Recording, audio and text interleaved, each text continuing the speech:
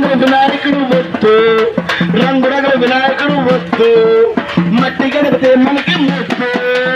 మేలు మేలన్న మేలు, మట్టి గణపతి మనకు మేలు.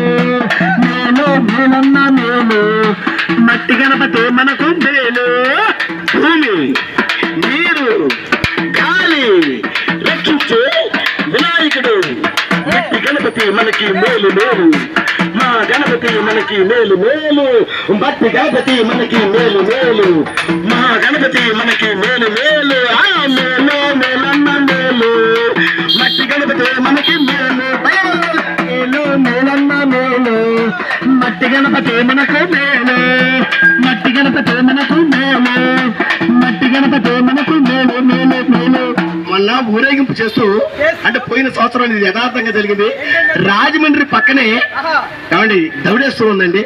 ధవళేశ్వరంలో ఊరేగింపు చేస్తూ గోదావరిలో వినాయకుడిని తీసుకెళ్తున్నారు. తీసుకెళ్తూ ఉంటే ఆ కుర్రాళ్ళందరూ కూడా ఉత్సాహంగా రంగులు తీసి మొఖాల మీద కొట్టుకుంటున్నారు. గణపతి పప్ప గణపతి పప్ప గణపతి పప్ప గణపతి పప్ప అంటూ కుర్రాళ్ళందరూ కూడా ఈ ఒక రంగులు చల్లుకుంటుంటే ఏమంటే 10 సంవత్సరాల 10వ తరగతి చదువుతున్నటువంటి ఒక కుర్రవాడు, వాడి కళ్ళ నిండా కూడా ఈ రంగులు పడ్డాయి.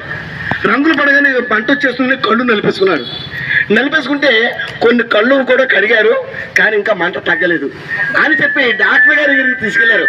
ఐ స్పెషలిస్ట్ ఆయన పరీక్ష చేసి, ఈ అబ్బాయి కళ్ళల్లో ఉండేటటువంటి పొరలు తెగిపోయాయి, ఈ అబ్బాయికి చూపు ఇక రాదు, 2 కళ్ళు పోయాయి అన్నారండి. ఏమండి లేక లేక ఒక కొడుకు 2 కళ్ళు పోయాయి. మరి వినాయకుడు పూజించినందుకు 2 కళ్ళు పోయినటువంటి ఆ కుర్రవాడు పాపం ఎవరికి తగ్గుతుందో ఒకసారి ఆలోచించండి. అందుకని రంగులు చల్లుకుంటేనే పూజ భగవంతుడు మనకు కరుణించడు.